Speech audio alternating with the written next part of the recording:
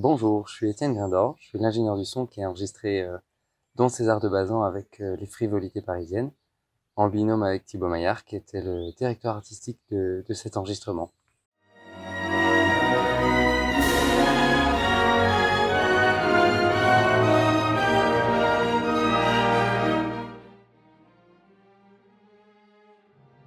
On a bénéficié de l'acoustique du Théâtre Impérial de Compiègne, qui est une magnifique salle, ce qui nous a donné une grande facilité de prise de son pour l'orchestre, parce que c'est très différent du coup d'un orchestre qui sonne en fosse, où le travail de post-production et de mixage est très différent.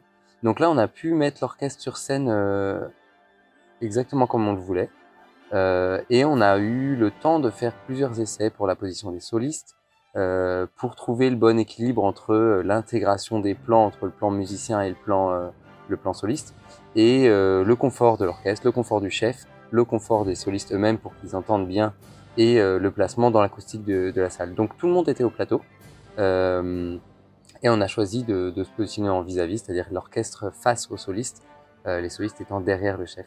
Et ça, c'est quelque chose qu'on ne peut faire que, évidemment, en conditions studio.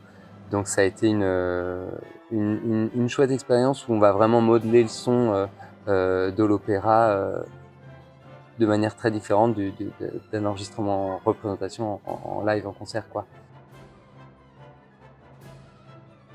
Mobiliser l'énergie des gens sur l'énergie des musiciens sur une longue durée comme ça, c'est un autre travail.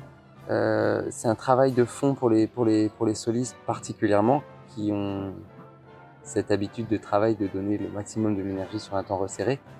Là, il s'agissait effectivement de s'orienter sur un marathon plutôt qu'une course de vitesse, quoi.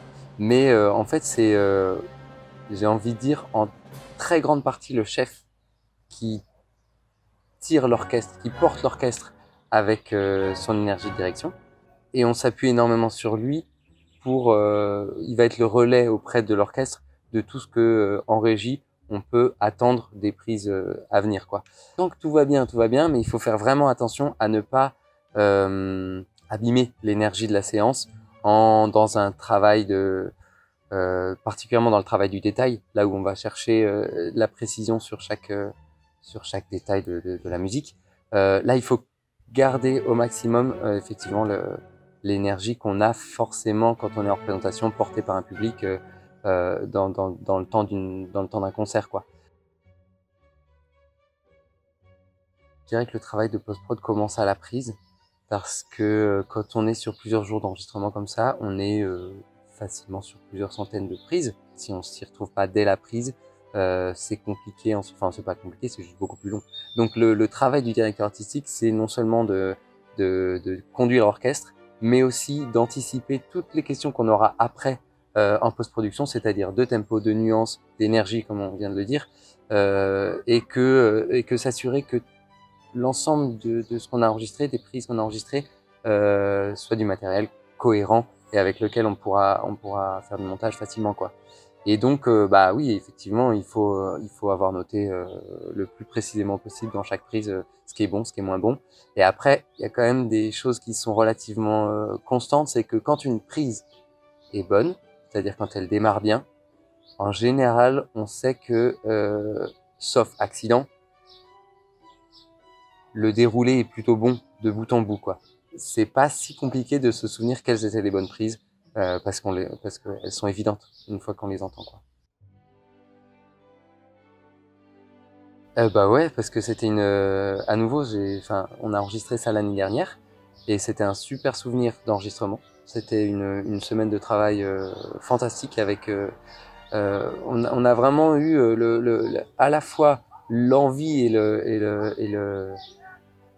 oui, c'est ça, l'envie de l'orchestre et de partager une œuvre très chouette, le concert de Bazan de Massenet, qui est une belle partition, avec une distribution irréprochable, enfin c'est irréprochable mais même inspirée, énergique, euh, qui non seulement c'était que des super chanteurs, des super solistes, mais en plus ensemble, en duo, en trio, en quatuor, ça marchait très vite, très facilement.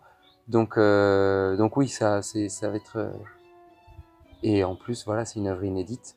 Euh, donc je trouve que de la part des Frivots qui ont prouvé depuis plusieurs années qu'ils font des très chouettes mises en scène, qui sont reconnus pour ça et qu'ils ont du succès pour ça, là les Frivolités parisiennes transforment l'essai en nous en mettant en disque une version qui va être une version de référence du coup d'une œuvre, et là ils ont prouvé qu'ils peuvent avoir la même exigence, la même finesse et la même énergie musicale sur un disque que ce qu'ils font habituellement en scène.